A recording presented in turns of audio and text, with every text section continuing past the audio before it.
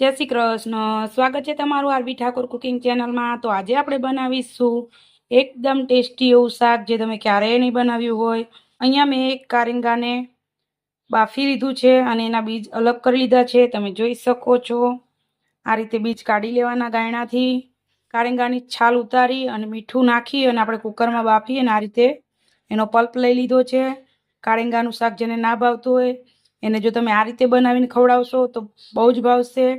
અને અહીંયા આપણે મસાલા લઈ લીધા છે। તો મસાલામાં અજમો, હિંગ, હળદર, ધાણા લીલા, ધાણા જીરું પાવડર, મરચું અને મીઠું લીધું છે।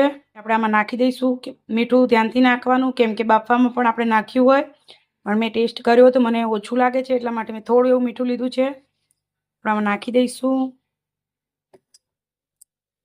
એક વાટકી ચણાનો લોટ લીધો છે એ પણ આપણે આમાં નાખી દઈશું।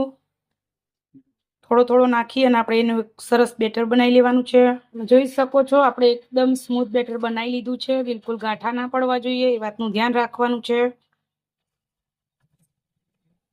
અને આપણે આમાં 1 ચમચી જેટલું સિંગ તેલ નાખી દીધું છે, જેથી કરીને આપણે આની ઢોકળી બનાવવાની છે તો એકદમ સોફ્ટ બને એટલા માટે। અને અહીંયા મેં લીલા મરચાં અને લસણ વાટી લીધું છે, જે આપણે શાક વઘારવામાં ઉપયોગ કરીશું। તો આપણે થાળીમાં તેલ લગાવી લઈશું અને આપણું બેટર એમાં પાથરી દઈશું। આપણે બધું બેટર એક થાળીમાં પાથરી લીધું છે। ચાલો આપણે એને બાફી લઈએ। બાફવા માટે આપણે અહીંયા કથરોટમાં પાણી ગરમ કરી લીધું છે અને ઉપર ચાયણી મૂકી દીધી છે। હવે જે આપણે બેટર પાથરીને રાખ્યું છે થાળી આપણે આના પર મૂકી દઈશું અને ઢાંકી અને 10 થી 15 મિનિટ આપણે આને બફાવા દઈશું।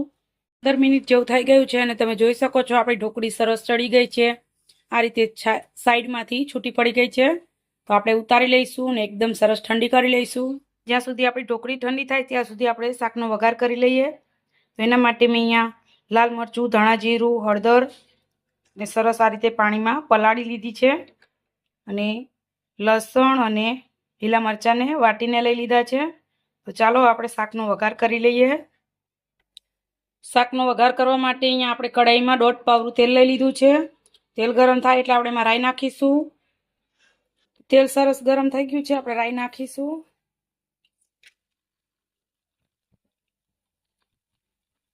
હિંગ નાખીશું। જે લસણ અને લીલા મરચાંની પેસ્ટ બનાવી છે નાખી દઈશું। બધું સરસ સાંકળી લઈશું। જે લાલ મરચાંની પેસ્ટ બનાવીને રાખી હતી એ પણ નાખી દઈશું।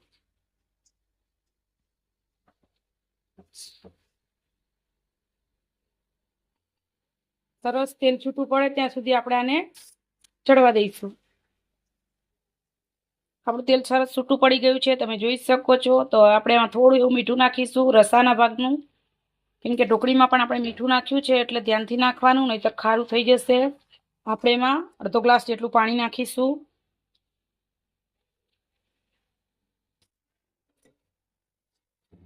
પાણીને સરસ ઉકળવા દઈશું।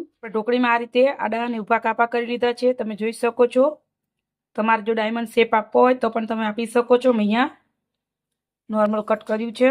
રસો સરસ ઉકળવા લાગ્યો છે એટલે આપણે ઢોકળી કટ કરીને રાખી છે આપણે આમાં નાખી દઈશું।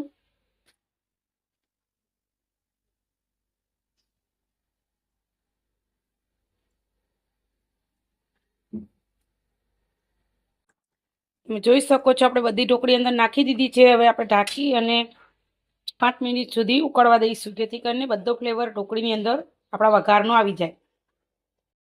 5 મિનિટ જેવું થઈ ગયું છે ને આપણું શાક એકદમ ટેસ્ટી એવું થઈ ગયું છે તૈયાર। જોઈ શકો છો એકદમ કલરફુલ મસ્ત મજાનું મોઢામાં પાણી આવી જાય એવું શાક। તો કારેંગાનું શાક જો કોઈ ના ભાવતું હોય ને તો આ રીતે એક વખત બનાવીને ખવડાવી દેવાનું, એટલે ફરીને બનાવવાની ડિમાન્ડ કરશે। તો ચાલો ગરમા ગરમ શાકને આપણે સર્વ કરી દઈએ। તો તૈયાર છે આપણું કારેંગાનું શાક એકદમ નવી રીતે। આ રીત તમને આખા યુટ્યુબ ઉપર ક્યાંય નહીં મળે, તો એક વખત ચોક્કસથી ટ્રાય કરજો। અને જો તમને મારી રેસીપી ગમે અને આ શાકને તમે રોટલી કે રોટલા સાથે ખાઈ શકો છો, બહુ જ મસ્ત લાગે છે। તમે ભાત સાથે પણ સર્વ કરી શકો છો। તો એક વખત જરૂરથી બનાવજો। અને જો તમને મારી રેસીપી ગમે તો લાઈક, શેર ને સબસ્ક્રાઈબ કરવાનું ભૂલતા નહીં। આવજો ને જય શ્રી કૃષ્ણ।